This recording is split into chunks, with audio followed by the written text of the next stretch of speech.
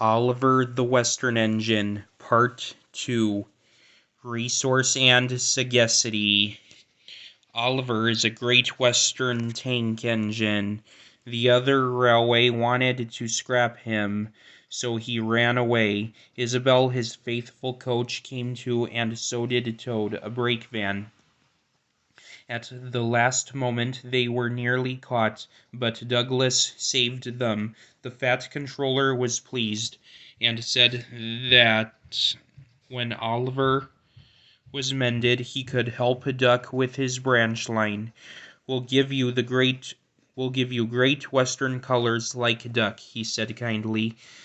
That will help you to forget your troubles. Oh, thank you, sir, said Oliver happily.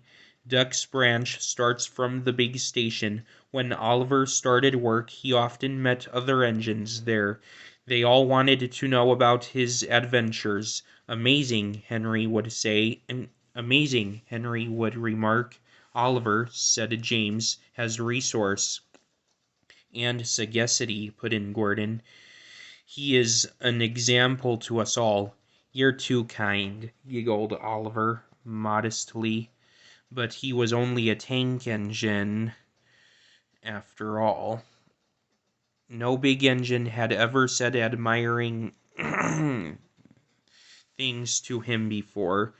I'm sorry to say that it made him puffed up in the smoke box. The fat controller rescued another coach called Dulcie. She trundled along with Isabel.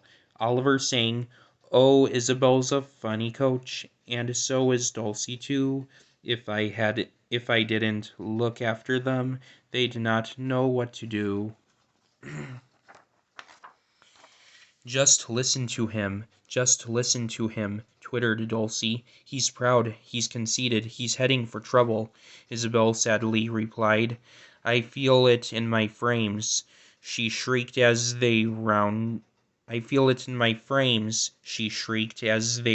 a curve. Oliver just laughed. Henry says I'm amazing, He's right. What do I care for trouble? I just push it aside. All trucks are badly behaved, but ballast trucks are worst of all. Donald, Douglas, and Duck warned Oliver about this. You think I can't manage, he said huffily. Gordon knows better. He says I'm sagacious. You may be good gracious, but say no more, Duck. It's maybe a pity, but the wee engine'll just ha' to learn. Today, Oliver took the trucks by himself for the first time. He pulled the loaded ones to a siding and pushed empties to the chute. Then he came back full of confidence to take the loaded wagons away. The loaded trucks were comfortable and didn't want to move. They had just realized, too, that they had a different engine.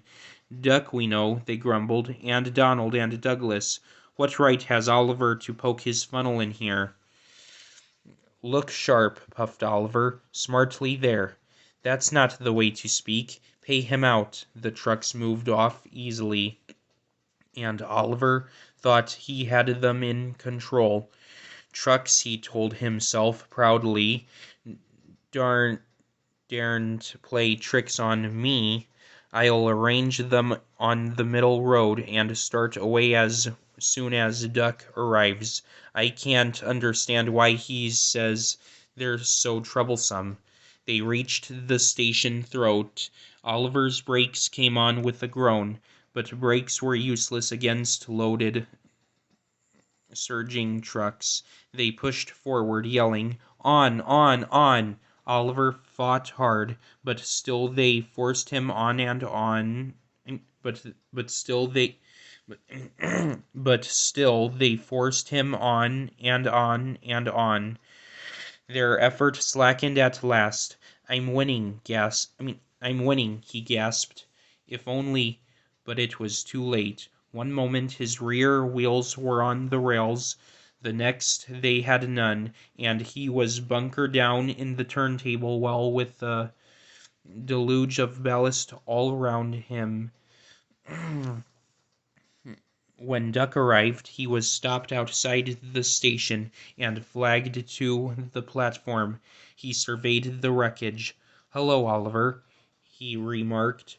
"Are you being a good gracious engine? Beg pardon, of course, but we don't really like that sort of surprise.